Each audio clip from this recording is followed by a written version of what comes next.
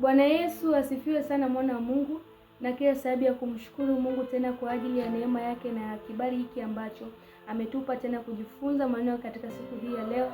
Lakini pia naendelea kukushukuru kwa dhati wewe unaendelea kutufuatilia kupitia YouTube channel yetu ya Hekima Ministry. Mungu akubariki na azidi kukufundisha zaidi sana jinsi yapendavyo yeye. Lakini pia namshukuru Mungu sana kwa kuwa katika siku hii ya leo ametupa tena kujifunza maneno yake. Na tutapitia maneno ya Mungu siku hii ya leo kutoka katika kile kitabu cha Wakolosai sura ya 3 na mstari wa 15. Nitasoma. Neno la Mungu linasema, na amani ya Kristo iamue mioyoni mwenu, ndiyo mlioitiwa katika mwili mmoja, tena iweni watu wa shukrani. Bwana Yesu asifiwe sana. Asa neno la Mungu linatuambia kwamba na amani ya Kristo iamue mioyoni mwetu. Inapoamua mioyoni mwetu ndio tulioitiwa katika mwili mmoja, na anamaliza kusema kwamba tena iweni watu wa shukrani.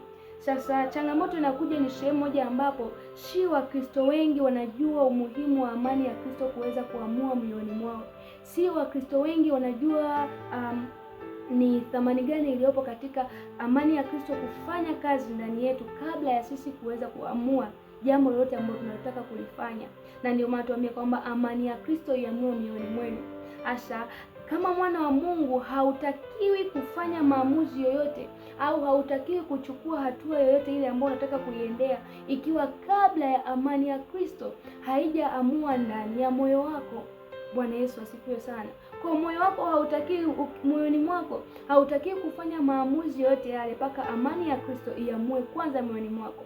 Na baada ya ile amani ya Kristo kuweza kuamua moyoni mwako, maamuzi yoyote yale yatakayotolewa na ile amani ya Kristo ndani yako ndio unayotakiwa kuyafuata.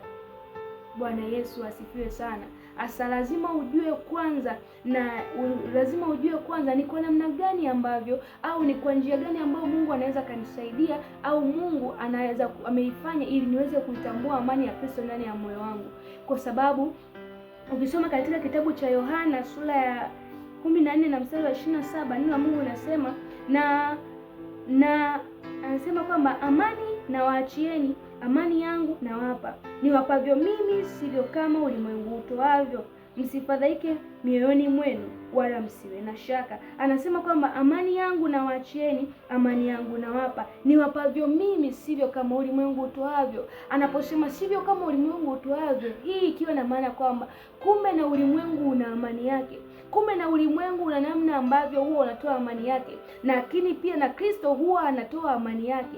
Hasa nazo ukiziangalia zote, kati ya amani ya Kristo na amani ya ulimwengu, zote zinaitwa amani. Hasa ili uweze kuitofautisha kati ya amani ya Kristo na amani ya ulimwengu, Biblia inatushauri, Yesu anashauri kwa kusema kwamba tuangalie namna ambavyo amani hizo zinatolewa. Chanzo cha ile amani imetokea wapi? Kwa sababu ni rahisi sana watu katika hizi zama za sasa, mtu anaweza kaa anafanya kitu ambacho kinaweza kikawa sio kizuri kabisa, lakini anakuambia kwamba Biblia imeshasema kwamba na amani ya Kristo iamue moyoni mwetu, na mimi hichi ninachokifanya ninaisikia amani ndani yangu. Kwa hiyo nina uhakika kabisa kwamba ni kitu ninachokifanya ni sahihi, kwa sababu Biblia imeshasema na amani ya Kristo. Hasa ukija kumuuliza kiundani huyo mtu, unaweza kukuta kwamba hajui hata maana ya amani ya Kristo ikoje, hajui ni njia gani ambazo zinaweza zikamsaidia au Mungu anazitumia ili kutupa hiyo amani yake.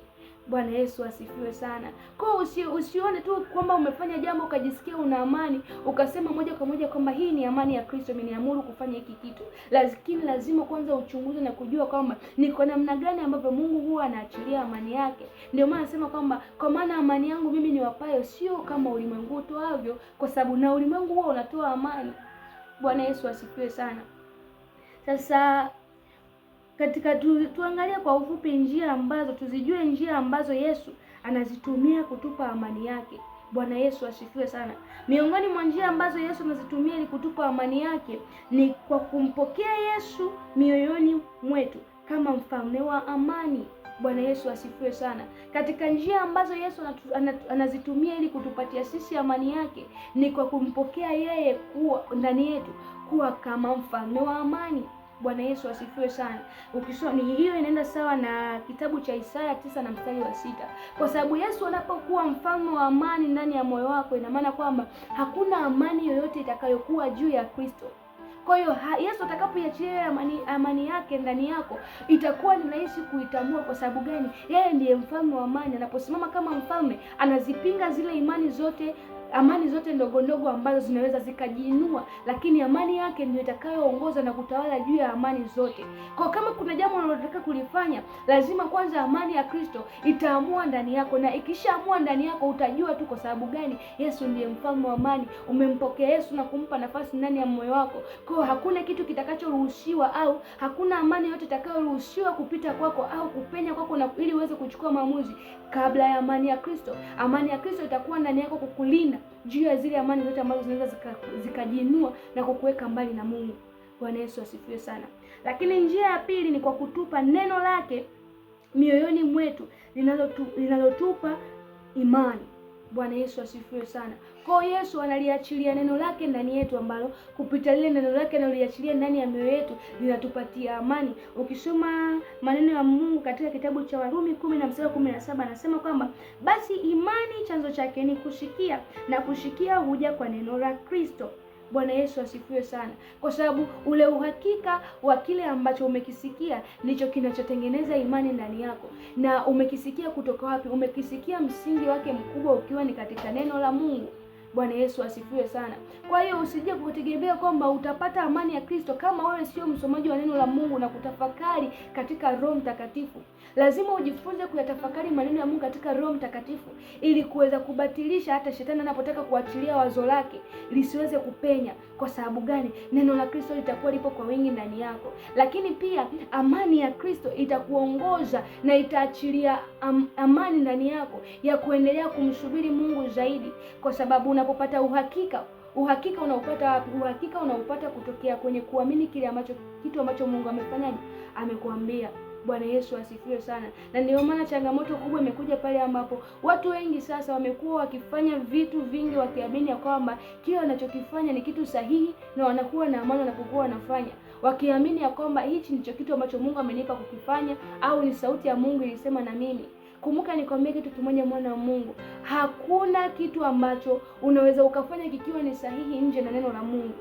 Bwana Yesu asifiwe sana. Na ndio maana unatakiwa kutumia neno la Mungu mara kwa mara, kulitafakari neno la Mungu mara kwa mara, ili adui asije kapandikiza magugu. Kwa sababu ukikaa nje na neno la Mungu, nje ya neno la Mungu kuna maneno mengi sana ambayo unaweza ukayasikia ukaamua kuyafuata, lakini yakawa ni njia ya kupotea kwako. Na maana Biblia inasema kwamba ipo njia ionekanayo kama ni njema machoni mwa mtu, lakini mwisho wake ni njia ya mauti. Kwa hiyo ili uweze kutoka katika hiyo njia ya mauti, ni lazima ujifunze kutafakari maneno ya Mungu mara kwa mara, ili kupitia maneno ya Mungu mara kwa mara ndipo amani ya Kristo iendelee kujaa ndani yako na kuachiliwa ndani yako katika kufanya maamuzi sahihi na vitu sahihi ambavyo Mungu amekusudia uweze kuvifanya.